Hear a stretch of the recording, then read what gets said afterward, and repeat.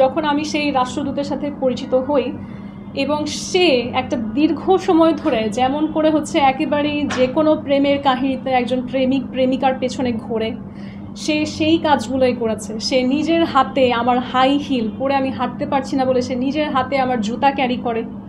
আমি খেতে না ছিল যে আমি খেতে পারছি না, সে নিজের হাতে আমাকে খাবার মাখিয়ে তুলে খাইয়ে দেয়।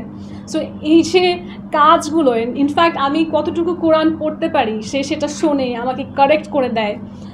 এবং আরও অনেক ঘটনা আছে। আমি দেশের বাইরে ছিলাম, সেখানে আমি অসুস্থ হয়ে পড়ি, আমার একটা অ্যালার্জি অ্যাটাক হয়। সেই সময়ে সে বিশ্বের বিভিন্ন দ্বার প্রান্ত থেকে 2-3 জন ডক্টরকে সেই মধ্যরাতে ফোন করে রাজি করায় যে আমার চিকিৎসা কত দ্রুত করা যায় অন্য একটা দেশে। সে অন্য একটা দেশে, আমি অন্য একটা দেশে, সেই ডাক্তাররা আবার ভিন্ন ভিন্ন দেশে। মানে এই যে একটা কানেকশন সে স্পিডিলি করে, এত স্পিডিলি করে যে আমি যাতে তাড়াতাড়ি ঔষধ পেয়ে সুস্থ হতে পারি। এবং আমি যদি সত্যি কথা বলি, সে যদি সেই কাজগুলো না করতো আমার তো জীবন ঝুঁকিতে পড়তো, কারণ আমার খুব ভয়ঙ্কর অ্যালার্জিক অ্যাটাক হয় সাডেনলি। সো সেই সময় তো আমার কাছে মনে হচ্ছে সে আমার জীবন বাঁচিয়েছে। তো তার প্রতি দুর্বল হওয়াটা একজন মেয়ে হিসেবে আমার জন্য কি স্বাভাবিক না? যে যেই রাষ্ট্রদূত, তাকে হচ্ছে পুলিশ প্রোটোকল দিয়ে রাখা হয়, সে কোথায় থাকে কখন কোথায় যায় কেউ জানে না। এবং সে যখন রাস্তা দিয়ে চলে তখন কিন্তু তার একটা এরকম লাইট থাকে, সিগন্যাল, ওইটা দেখিয়ে সে যে কোনো জায়গায় রং ওয়েতে চলে যায়। মানে তাকে, তার জন্য হচ্ছে উন্মুক্ত সব কিছু, সে যখন যেই রাস্তা দিয়ে যাওয়ার ইচ্ছা যেতে পারে। সো সেই লেভেলের একটা পার্সন যাকে সবাই এতখানি সম্মান করছে, সে যখন আমার পায়ের জুতাটা ক্যারি করে, আমার কাছে কি এটা দেখে ইমপ্রেসিভ মনে হয় না? আমি তো একটা মানুষ, তাই না? আমি তো রবট না। তো আমার কাছে মনে হচ্ছে মানুষটা অনেক ভালো।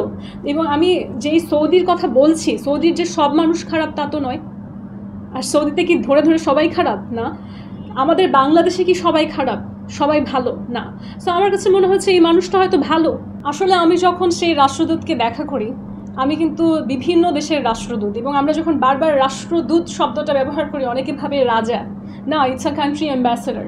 এবং বাংলাদেশের যত দেশের অ্যাম্বাসি আছে সেই দেশগুলোর অ্যাম্বাসেডার, হাই কমিশনার এই দেশে আছে, এবং মোটামুটি অনেকের সাথেই আমার প্রফেশনাল পরিচিতি আছে, আজ থেকে না। এই সৌদি রাষ্ট্রদূতের সাথে দেখা হওয়ারও বহু বছর আগে থেকে। সেই 2019 সালে আমি কসোভো অ্যাম্বাসিতে একটা ওদের স্বাধীনতা দিবস উদযাপন উপলক্ষে ওপেনিং স্পিচ দেই। মানে তার স্বাধীনতা দিবস উদযাপনটা শুরুই হয় আমার বক্তৃতা দিয়ে একটা দেশের। সো এটা কি একটা বিশাল অ্যাচিভমেন্ট না বাংলাদেশের জন্য?